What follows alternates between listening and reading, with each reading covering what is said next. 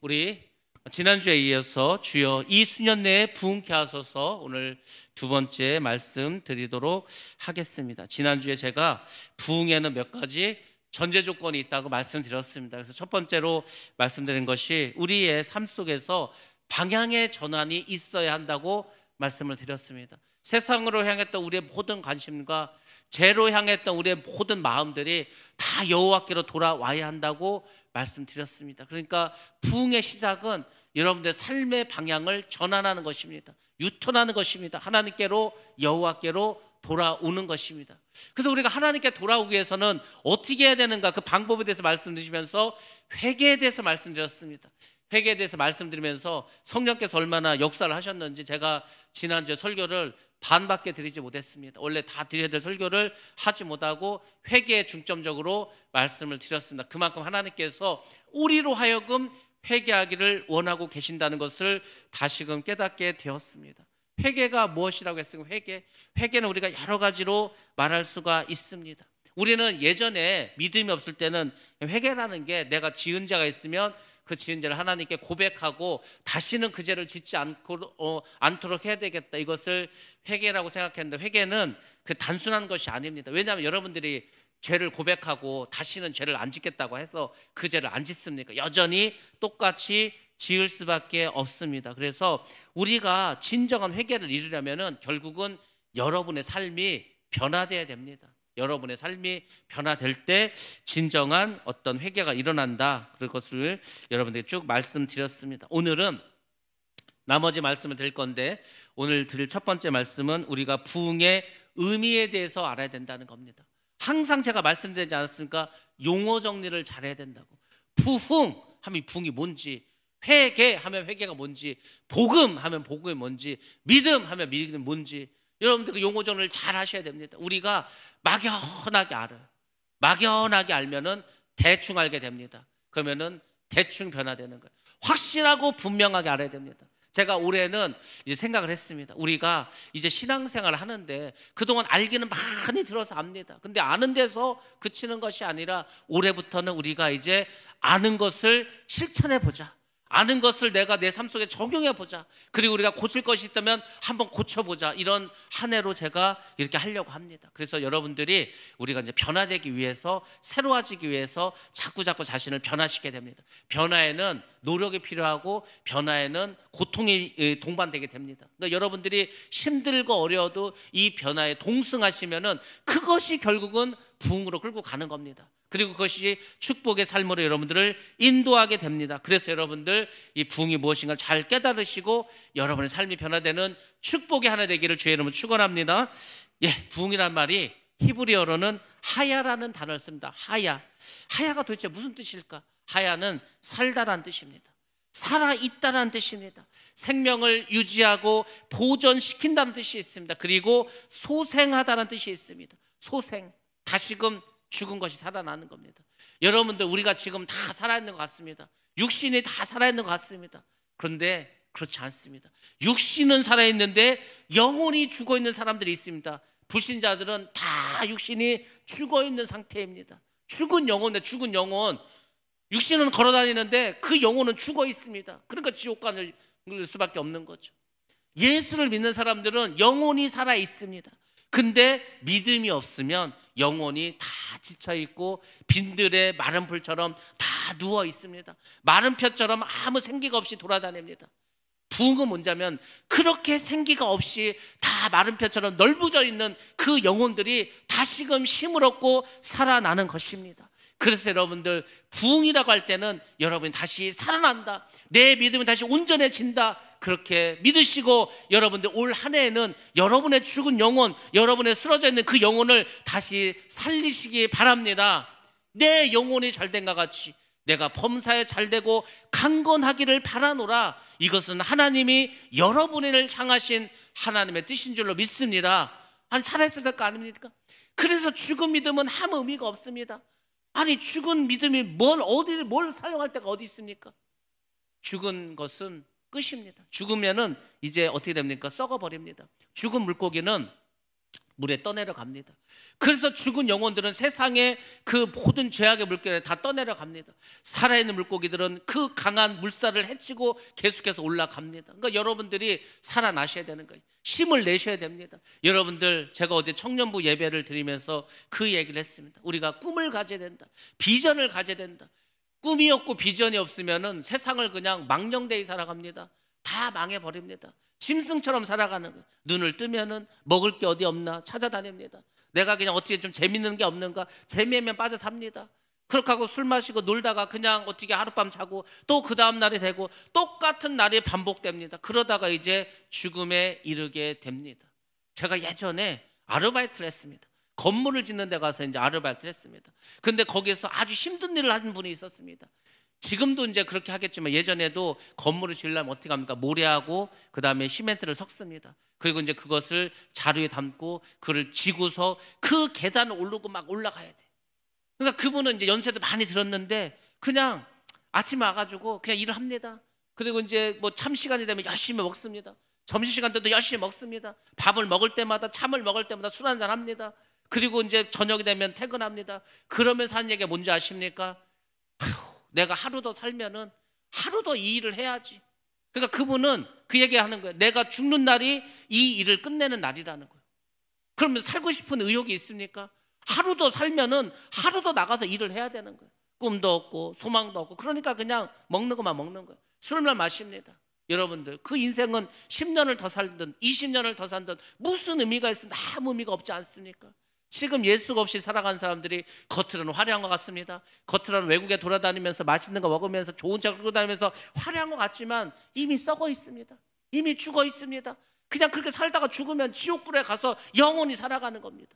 그러니까 우리가 예수를 믿는 우리는 그걸 안다면 최소한 우리는 그렇게 살지 말아야 되지 않습니까? 뭔가 꿈을 가지고 비전을 가지고 나에게 주신 하나님의 그 사명이 무엇인가, 사명에 붙잡혀서 살아가야 되지 않습니까? 모든 우리에게는 하나님께서 우리에게 사명을 주셨습니다. 이 땅에 보내주신 것도 이유가 있습니다. 여러분을 예수를 믿게 한 것도 다 이유가 있습니다. 여러분을 통해서 하나님의 일을 하시는 겁니다. 여러분을 통해서 복음을 전파하게 하십니다. 여러분을 통해서 많은 사람들이 주님께 돌아올 수 있는 그 일을 여러분 한 사람 한 사람에게 다 주셨다는 겁니다. 그러므로 여러분들, 나에게 주신 그 사명을 기억하시고 꿈을 가지시고 비전을 가지시고 나아가시기 바랍니다. 그 사람들을 소생시켜 주시고 그 사람을 하나님께서는 부흥시켜 주실 줄로 믿습니다. 하박국 선지자가 원하는 부흥이 있었습니다. 하박국 선지자가 원하는 게 뭡니까? 지금 자기 민족들이 다 바벨론의 포로로 붙잡혀 갔습니다.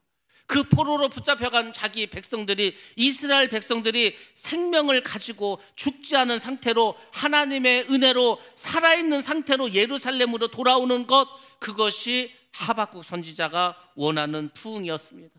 아니, 바벨론에서 이스라엘 백성이 다 죽으면 어떻게 됩니까? 죽어서 시체로 오면 뭔 의미가 있습니까? 살아서 오라는 겁니다. 살아서 주님 앞으로 돌아오는 것, 그것을 부흥으로 보았습니다. 오늘날 우리에게는 어떤 의미가 있습니까? 우리 가족들이 있지 않습니까? 우리 가족들이 살아있는 상태로, 건강한 상태로 하나님 앞에 나와야 되는 겁니다.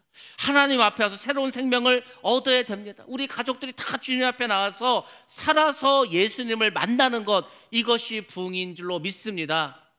전에 말씀드린 것처럼 어떤 교회에 집사님이 계셨습니다. 박 집사님이 계셨는데 남편이 교회를 다니지 않아요. 교회를 가자 그래도 오지 않습니다. 그래서 이 박 집사님 한 번은 그런 생각이 들었습니다. 우리 남편은 오지 않지만 우리 남편은 신발이라도 내가 갖고 다녀야 되겠다. 그래서 교회를 갈 때마다 이분이 남편의 신발을 가방에 넣고 이렇게 왔습니다. 하나님께 기도합니다. 하나님, 우리 남편은 오지 않았지만 우리 남편의 신발이 먼저 왔습니다. 나중에는 이 신발을 신고 우리 남편이 교회에 올 수 있게 해달라고 그렇게 기도를 합니다.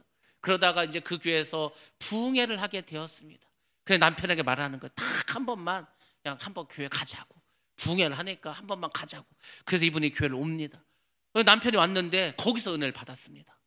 그래서 이제 내가 교회를 다녀야 되겠다. 그래서 이제 남편 되는 정 집사님도 교회 생활 열심히 합니다. 그래서 그 두 부가 이제 신앙생활 열심히 하는데, 그러다가 부인 되는 박 집사님이 병에 걸리셨습니다. 그리고 결국은 소천을 하고 말았습니다. 자, 그럼 여러분은 어떻게 하시겠습니까? 여러분을 전도했던 부인이 죽었어. 여러분은 어떻게 하시겠습니까? 정 집사님은 그 먼 거리에서도 부인을 생각하면서 계속해서 혼자 예배를 참석하십니다. 도대체 그분은 어떤 마음으로 예배를 드릴까? 그 부인이 자기가 교회가 다닐지 않을 때 그 신발이라도 가져가서 예배를 드리고 싶었던 그 부인의 마음을 생각하지 않겠습니까?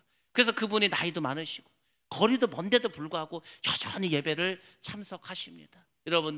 여러분들이 지금 살아있을 때, 여러분들이 지금 여러분의 가족 가운데 믿지 않는 자가 있다면 그 가족을 위해서, 그 가족이 살아있을 때, 건강할 때 주님 앞에 나올 수 있도록 여러분 최선을 다하시기 바랍니다. 그것이 부흥이지 않습니까? 그것이 가정의 축복이지 않습니까? 그것이 가정의 어떤 천국을 이루는 것이 아닙니까? 여러분들, 이 일을 위해서 무엇보다도 이 일에 최선을 다하시기 바랍니다. 그러면 여러분의 가정에도 우리 교회도 큰 부흥이 이루어질 줄로 믿습니다.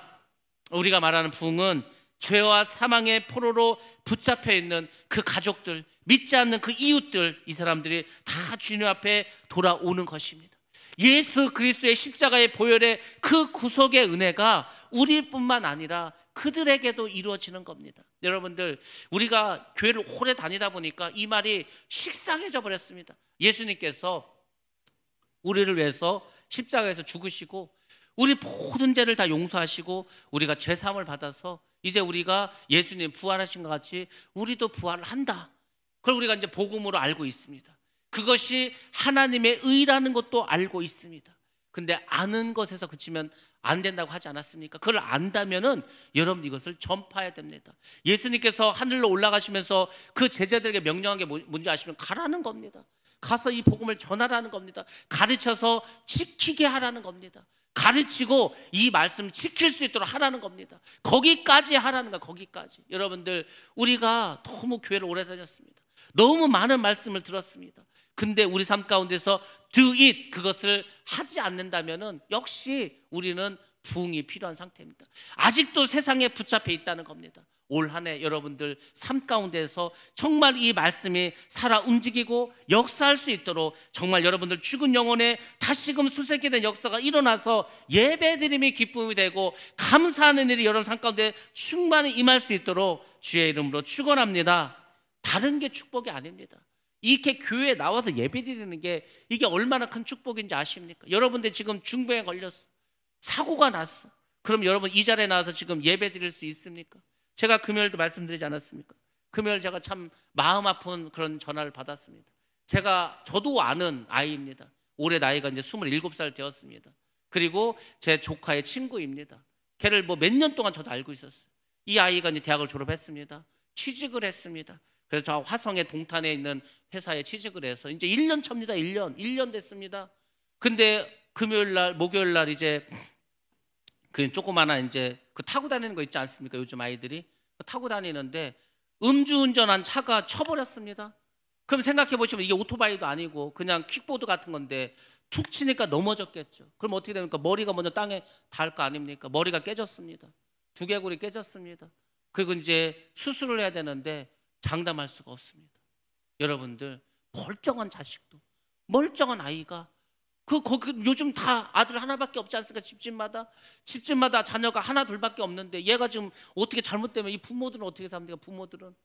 제가 막 그 소식을 듣고서 정말 하나님께 간절히 기도했습니다.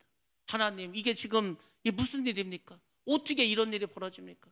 우리 삶 속에서 어느 날 갑자기 이런 사고가 너나 할 거 없이 우리 집에서도 뭐 옆집에서도 누구에게나 일어날 수 있는 날입니까? 여러분들, 또 어느 날 갑자기 병원에 가서 검사를 했더니 중병이 나왔어. 암이라는 거예요. 병원에 갔더니 수술도 할 수 없다는, 이미 다 퍼졌다는 거예요. 갑자기 사형선고를 받는 사람도 많이 있지 않습니까? 갑자기 잘 나가는 회사가 어려워지는 일도 벌어지지 않습니까? 우리는 항상 이런 어떤 어려움과 어떤 예상치 못한 그런 어떤 환경 속에 놓여 있는 게 우리의 삶이지 않습니까? 여러분, 이 세상 속에서 여러분 어떻게 살아가실 겁니까? 그냥 여전히 나의 믿음이 세상적이고 여전히 세상과 동행하는 삶이고 여전히 믿는다고 하면서도 행함이 없는 믿음을 살아간다면 여러분은 언제 부흥을 맛보실 겁니까? 언제 여러분의 삶 속에서 천국을 경험하실 겁니까? 우리가 이 땅에서 천국과 같은 삶을 살다가 천국을 가야 되는데 이 세상에서 세상적으로 살다가 천국에 가면은 그 천국의 삶을 어떻게 적응하려고 하십니까? 하나님을 서먹서먹해서 어떻게 만나실 수 있겠습니까? 어떻게 주님과 대화를 나눌 수가 있겠습니까?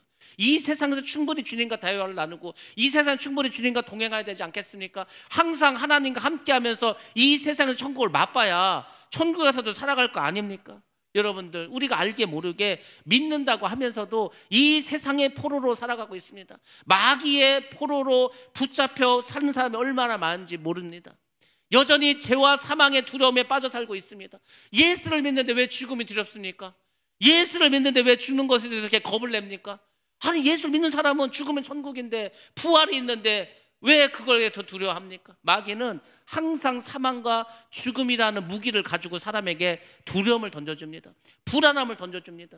나는 예수를 믿는 사람인데, 예수님이 부활하심을 믿는데, 그래서 나도 예수님이 부활할 것을 확신하고 있는데, 근데 왜 두렵습니까? 뭐가 그렇게 무섭습니까? 우리가 이 땅에서 살아가는 모든 불안과 두려움은 다 마귀가 주는 겁니다. 괜히 막 두렵게 하는 거예요. 뭐가 그렇게 두렵냐고. 여러분들, 두려워할 거 없습니다. 우리는 하나님이 함께 하시고 하나님께서 선한 길로 인도하시고 하늘나라 백성을 살게 해주십니다. 그래서 여러분들, 우리가 천국 백성으로 정말 말씀 순종하면서 그렇게 하나님과 동행하면서 살아가면은 여러분의 삶은 부흥의 삶으로 날마다 변화되게 될 줄로 믿습니다. 그 다음으로는 부흥에 대해서 우리가 알아야 될 것이 하나님의 약속을 믿고 기도해야 된다는 것입니다. 부흥이 어떤 의미라는 것도 알았어. 부흥하기 위해서 우리가 여호와께 돌아와야 되는 것도 알았어. 그럼 어떻게 되는지 아십니까? 여러분들이 하나님의 약속을 믿고 기도하셔야 됩니다. 기도하지 않으면은 우리 가운데 어떤 일도 벌어지지 않습니다. 하박국 선지자는 예레미야 선지자가 하나님께서 예레미야 선지자에게 주신 그 약속의 말씀을 기억하고 있습니다.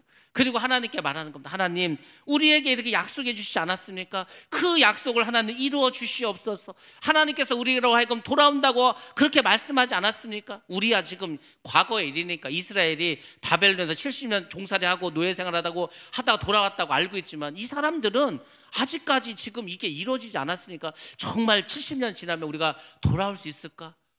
궁금하지 않았겠습니까? 의심되지 않았겠습니까? 그것을 하박국은 지금 말하는 겁니다. 하나님께서 예레미야 선지자에게 약속하셨는데 그 약속을 들어주시옵소서. 그래서 여러분들이 기도할 때는 하나님의 약속을 붙잡고 기도하셔야 됩니다. 하나님의 약속이 뭡니까? 성경을 통해서 주신 거 아닙니까? 하나님은 성경을 통해서 이미 우리에게 많은 약속을 주셨습니다. 저한테 약속한 게 하나도 없는데요, 성경을 보시기 바랍니다. 성경을 보시다가 여러분들의 눈에 확 들어오는 말씀이 있습니다. 여러분의 심령을 확 붙잡는 말씀이 있습니다. 그것이 여러분에게 약속하신 말씀입니다. 그 약속의 말씀을 붙잡고 기도하면은 하나님이 들어주실 수밖에 없습니다. 그러니까 막연히 기도하지 마시고, 기도를 하실 때에도 분명하고 확실하게 내가 기도한 것을 하나님께서 들어주실 것이다, 응답해 주실 것이다, 반드시 이 기도는 하나님께서 상달되어서 놀라운 역사가 있을 것이다, 그 믿음을 가지고 여러분들 기도하시기 바랍니다. 기도할 때 어떻게 기도하라는지 예수님께서 이렇게 말씀해 주셨습니다. 마가복음 11장 24절 말씀입니다. 시작. 그러므로 내가 너희에게 말하노니 무엇이든지 기도하고 구하는 것은 받은 줄로 믿으라. 그리하면 너희에게 그대로 되리라. 아멘. 예수님께서 아주 좋은 말씀하셨어요. 이런 말씀을 여러분들이 암송하고 살아야 됩니다. 이런 말씀을 여러분들 10년 가운데 꽉 잡고 기도할 때마다 딱 한 번씩 하나님께 한번 언급을 하는 겁니다. 뭐라고 말씀하시니까 예수님께서 내가 너희에게 말하는, 예수님 우리에게 지금 말하고 여러분에게 말하고 있습니다. 내가 지금 너한테 말한다. 뭐라고 했을까? 무엇이든지, 그냥 뭐 몇 가지 조건도 없습니다. 뭐 뭐는 되고 뭐는 안 돼 이런 것도 없어요. 무엇이든지 뭐랬어요? 기도하고 구하는 것. 여러분들 기도할 때 하나님께 구하지 않습니까? 간구하지 않습니까? 원하는 것이 있지 않습니까? 그것은 뭐라 해서 받은 줄로 믿으라는 거예요. 여러분이 기도를 하면서도 글쎄 이 기도가 이루어질까?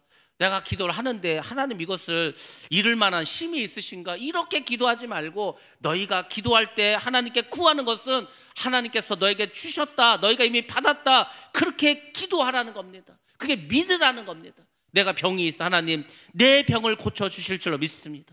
내 병을 고쳐주셔서 내가 복음을 증거하는 주님의 일꾼 사명자가 된 줄로 믿습니다. 그렇게 믿고 구하라는 거. 믿고 구하면 어떻게 된다고요? 받은 줄, 너에게 이미 받으러 그대로 된다고 해서 그대로.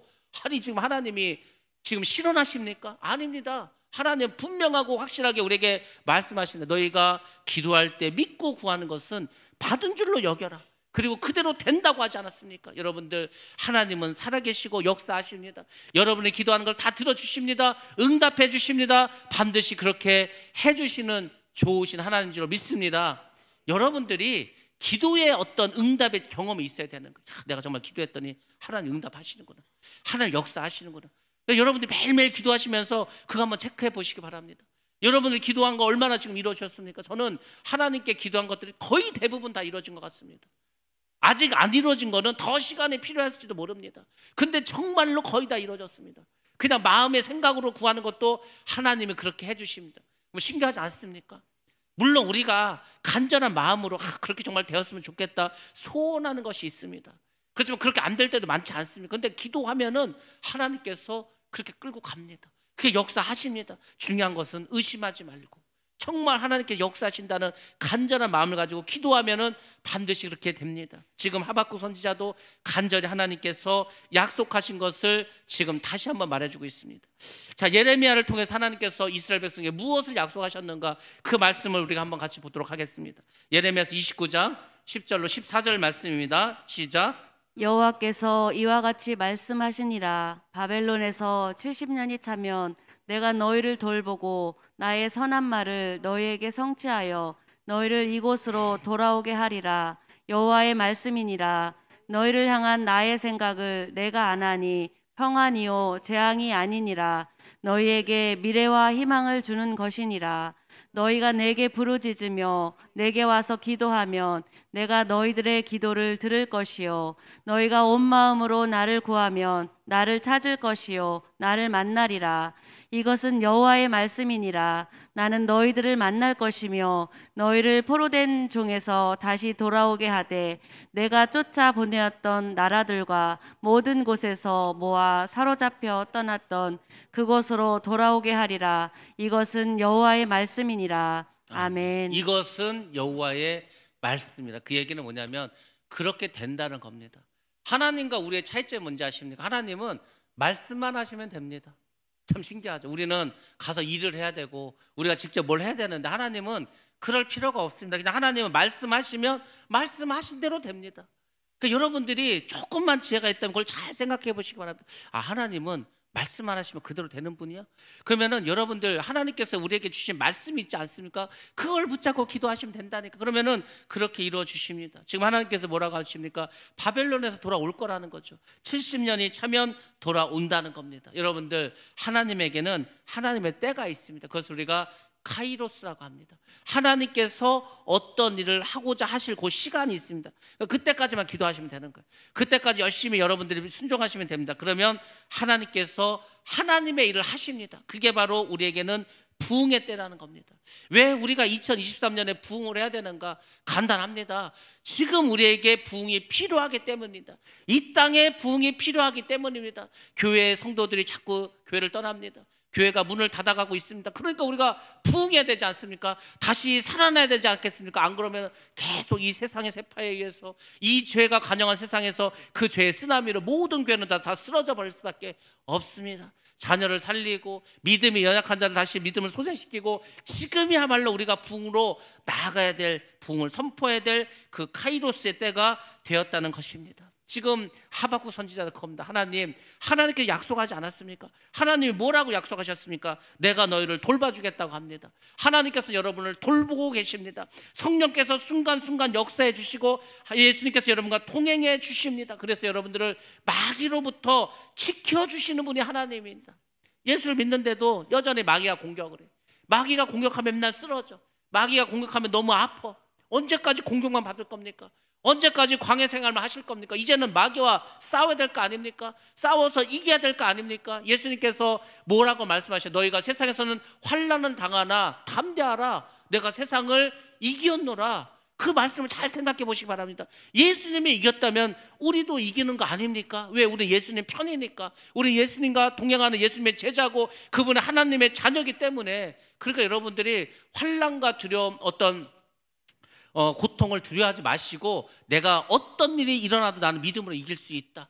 그 마음을 딱 가지고 살아가시기 바랍니다. 어지간한 문제는 다 웃으면서 이기시기 바랍니다. 힘들고 어려운 일이 있다 하더라도 여러분들이 강하게 마음을 먹고 나아가면은 하나님께서 반드시 승리해 주십니다. 왜? 하나님께서 너희를 돌봐주시겠다고 약속해 주셨기 때문에. 그 하나님께서는 어떤 하나님입니까? 그 하나님은 나의 선한 말을 너희에게 성취하겠다고 말해주고 있습니다. 하나님의 뜻은 선하십니다. 의로우십니다. 그 의로우신 하나님의 뜻을 우리를 통해서 성취하겠다는 겁니다. 그래서 먼저 그의 나라와 그의 의를 구하시면 됩니다. 여러분들, 우리가 기도를 할 때 조금 이제 믿음이 연약하거나 잘 모르는 사람은 당장 내가 필요한 것만, 하나님 돈이 없습니다, 돈을 주세요. 하나님 건강이 없습니다, 건강을 주세요. 하나님 뭐가 필요합니다, 뭘 주세요. 이렇게 기도합니다. 근데 예수님 그걸 뭐라 하겠습니까? 그건 이방인이 구하는 거라고 했습니다. 무엇을 먹을까? 무엇을 마실까? 무엇을 입을까? 근데 이방인이 구하는 거. 너희는 그렇게 구하지 말라는 거. 먼저 그의 나라가 있고 그의 의가 있다는 겁니다. 그럼 그의 나라와 그의 의를 구하는 게 뭡니까? 여러분 이렇게 기도하시기 바랍니다. 하나님, 우리가 부흥을 선포했습니다. 우리 교회가 부흥해야 되겠습니다. 아버지 하나님, 우리 가정에 믿지 않는 가족이 있습니다. 우리 가정에도 부흥이 있어야 되겠습니다. 그게 그의 나라와 그의 의를 구하는 거라니까. 내 영혼이 잘 돼, 먼저 영혼이 잘 돼야 된다는 거예요. 여러분의 영혼이 잘 되기 위해서는 부흥해야 되지 않겠습니까? 그것을 기도하는 겁니다. 하나님의 나라를 위해서, 하나님의 영광을 위해서, 하나님 기뻐하시는 위해서, 기도 제목이 다 그걸로 변화되기 바랍니다. 그럼 하나님 어떻게 하는지 아십니까? 하나님께서 여러분이 구하지 않은 것들도 갑절로 채워주십니다. 내가 구한 것보다 하나님 더 많이 주십니다. 그게 하나님의 마음이야. 그런 하나님의 마음을 안다면, 여러분 조금만 지혜를 가진다면, 지혜를 가지고 있다면 무엇을 구하겠습니까? 하나님께 기도할 때, 하나님, 내가 하나님의 나라를 위해서 전도하고 싶습니다. 복음을 전하고 싶습니다. 내 입술에 하나님의 말씀을 주시옵소서. 내가 담대히 나가서 전파할 수 있도록 하여 주옵소서. 내가 두려움을 물리치게 하여 주옵소서. 성경에 나와 있는 거 얼마나 많습니까? 그러니까 내가 하여튼 무엇을 하든지 어떻게 하든지 말씀대로 살아가기 위해서 최선을 다하고 발버둥을 치고 몸부림을 치면 하나님께서 여러분을 싹 바꿔주겠다는 겁니다. 그리고 세상적인 것은 알아서 구하지 않아도 갑절로 채워주신다고 약속하지 않았습니까? 그러니까 그 약속을 붙잡으라는 거예요. 여러분들이 그게 지혜로운 자입니다. 그런 사람들에게 하나님께서 역사해 주십니다. 왜? 하나님 이미 다 성취해 주기로 약속을 해 주셨기 때문에. 너희를 이곳으로 돌아오게 하리라. 이미 약속하셨다니까요. 이미 약속하셨습니다. 제가 어떤 목사님이 그 말씀하는 거 보고 참 많은 깨달음이 있었습니다. 하나님은 야곱에게 이미 고향으로 돌아가기도 다 해주셨습니다. 이미 다 약속해 주셨습니다. 굳이 야곱이 형 에서를 무서워해가지고 재산을 먼저 보내고 가족을 먼저 보내고 자기는 야복강가에서 그 천사를 붙잡고 그렇게 씨름하지 않아도 됐습니다. 왜? 하나님 이미 다 그렇게 해주기로 했는데 그냥 가면 되는데 뭘 그렇게 난리를 피웁니까? 근데 그게 우리의 모습이에요. 우리는 뭔가 내가 뭘 해야 될 것 같아. 내가 자꾸 뭘 해야 될 것. 그렇지 않습니다. 하나님은 이미 그렇게 하셨어. 내가 너희들을 가나안 땅에 들어가게 하리라. 그러면은 들어가면 됩니다. 정탐꾼 보낼 필요도 없고 작전을 세울 필요도 없고 군대를 만들 필요도 없어. 그냥 하나님이 하시는 대로만 그냥 가면 되는 거예요. 근데 우리는 그렇게 되지 않습니다. 뭔가를 해야 될 것 같아. 뭔가 내가 그게 종교성이라는 겁니다. 사도 바울이 갈라디아에서 말하는 게 그겁니다. 갈라디아에서 사도 바울이 하는 게 뭡니까? 예수님께서 십자가 죽으셨다. 우리를 대신 위해서, 우리 죄를 위해서 죽으셨다. 그분만 믿으면 된다. 그분만 믿으면 모든 율법을 완성하는 것이다. 근데 그렇게만 하니까 뭔가 부족해. 뭔가 허전해. 그거는 그거고 우리가 율법을 지켜야 될 거 아니냐고. 지금 예수님께서는 율법을 완성시키고 율법의 굴레와 모든 죄의 굴레에서 우리를 해방시켜 주셨는데 우리는 뭘 자꾸 뒤집어 써야 될 것 같아. 뭘 해야 될 것 같아. 여러분 믿음이나 똑바로 가지시기 바랍니다. 믿음도 없으면서, 믿음의 어떤 그 심지도 없으면서, 정말 중요한 믿음에는 관심이 없고 믿음도 없으면 뭘 자꾸 하려고 그래. 믿음만 있으면 그 안에 모든 것이 담겨져 있습니다. 왜 믿기만 하면은 하나님께서 구원해 주신지 아십니까? 그 믿음 안에 모든 게 다 숨어져 있습니다. 그 믿음 안에 모든 것을 하나님이 이루어 주셨기 때문입니다. 그러니까 너희들은 제발 내가 다 해놨으니까 그냥 편히 들어가. 그냥 내가 시키는 것만 해. 시키는 것만 하면 아무 일도 없는데 자꾸 우리가 뭘 하려고 한단 말이야. 자꾸. 그러니까 인간적인 생각이 들어가고 인간적인 판단이 들어가고, 그러니까 이제 사람들마다 다 의견 다르니까 서로 싸우고, 그러니까 교회가 자꾸 그렇게 시끄러지는 겁니다. 왜 싸웁니까? 생각이 다르니까. 생각이 다르면 싸워야 됩니까? 제가 그랬잖아요. 교회에서는 뭐 네 생각도 필요 없고 내 생각도 다 필요 없고 하나님의 생각만 필요하는 거예요. 하나님이 뭐라고 하시는가 그것만 믿고 따르면 됩니다.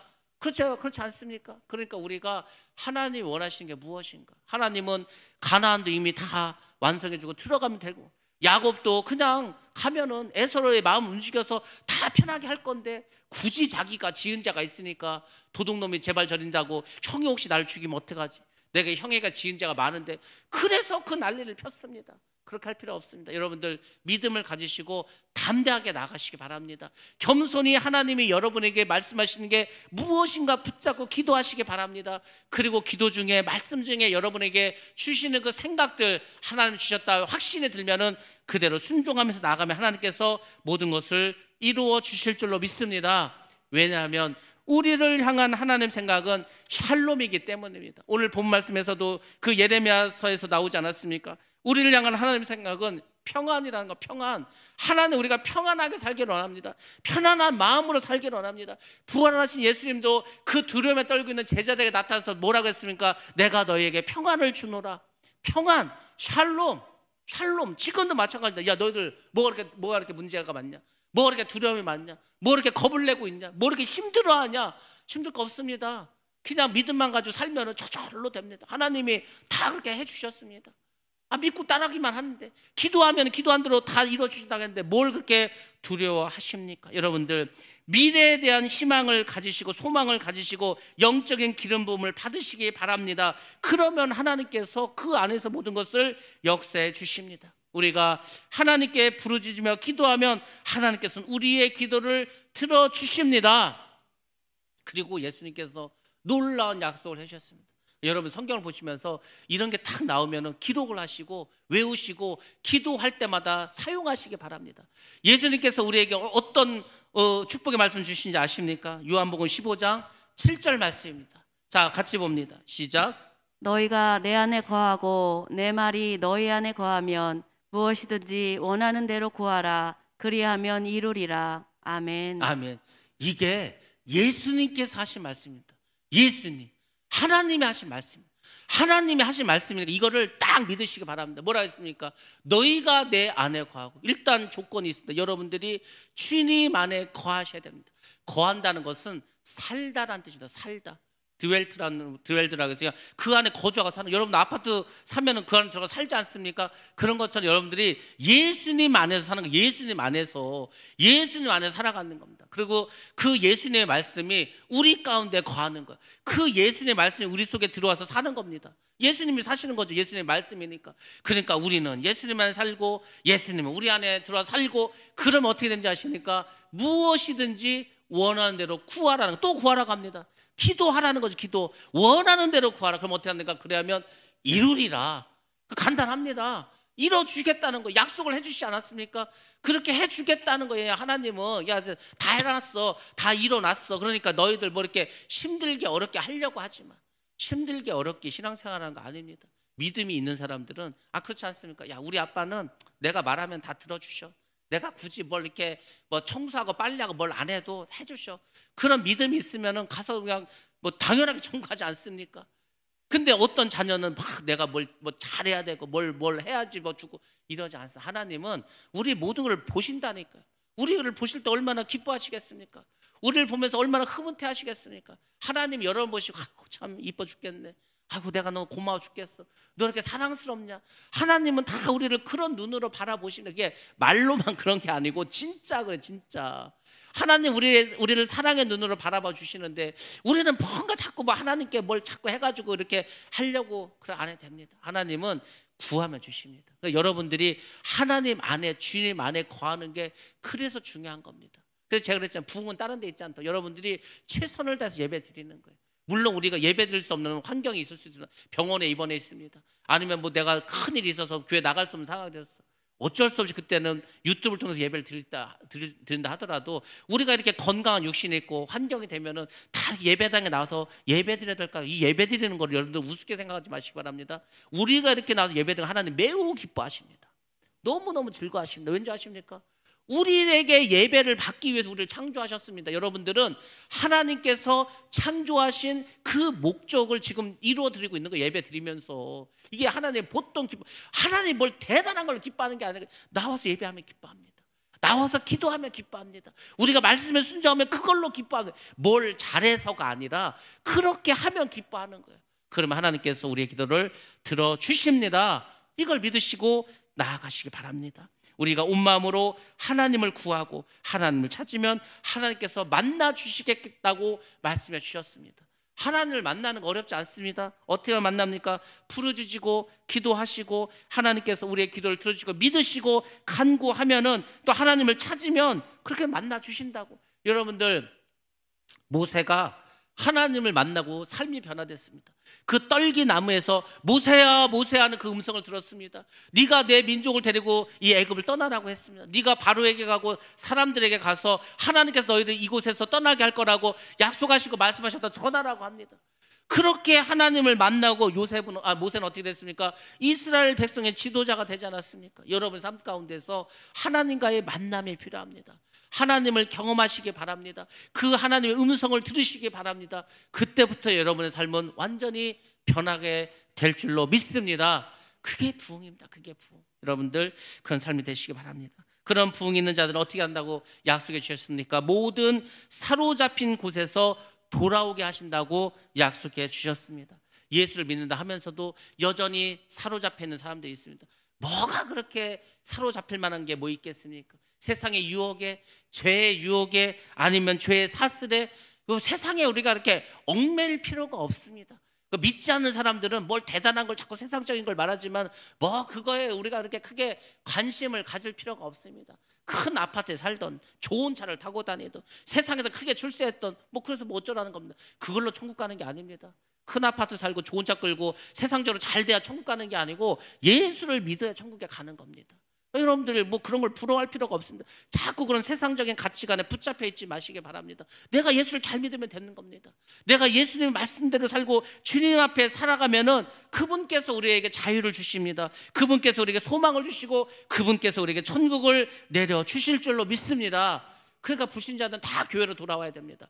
불신자들은 다 예수를 믿어야 됩니다. 성도들은 부흥의 삶을 살아가야 합니다. 그분의 약속을 믿으면서 기도할 때마다 내 기도를 들어주실 거라는 그 믿음의 확신을 가지고 기도하면서 살아가야 할 줄로 믿습니다. 그래서 여러분들의 영혼이 다 소생해야 됩니다. 다시 살아나셔야 됩니다. 그 하나님의 말씀과 성령의 기름 부음으로 여러분들 성령의 충만함을 그렇게 유지하면서 살아가는 것, 그것이 여러분의 삶 가운데 부흥의 삶이 될 줄로 믿습니다. 이제 2023년이 밝았습니다. 이제 한 일주일 정도 지났습니다. 여러분들 변화는 힘들지만은 자꾸 여러분 생각부터 바꿔가시기 바랍니다. 여러분 행동이 변화되시기 바랍니다. 지금보다 더 많이 예배를 참석하시기 바랍니다. 아니 뭐 누가 수요 예배 못 나오겠습니까? 누가 금요기도에 못 나오겠습니까? 새벽 예배 못 나오겠습니까? 아무도 못 나오겠어요. 아무도 없습니다. 자유롭게 나오시기 바랍니다. 나는 주일날만 가니까 주일날만 가지, 그럴 필요 없습니다. 수요일도 나오시기 바랍니다. 금요일도 나오시기 바랍니다. 또 월요일날에 있는 그 제자 훈련도 나오시기 바랍니다. 어찌하든지 자꾸 예배를 나오려고 최선을 다하시기 바랍니다. 그러면은 부흥이 일어나고 은혜 받게 되고 기도 가운데 역사하시는 주님을 만나게 될 것입니다. 그런 변화가 우리 가운데 자꾸 일어나게 되면은 우리 가족이 다 예수 믿게 되고 우리 이웃이 이제 예수 믿게 되고 이곳은 하나님의 백성으로 가득 채워지게 될 줄로 믿습니다. 하나님을 믿으시고 여러분들 말씀대로 순종하시고 놀라운 축복의 부흥을 우리 모두 이루기를 주님의 이름으로 축복합니다.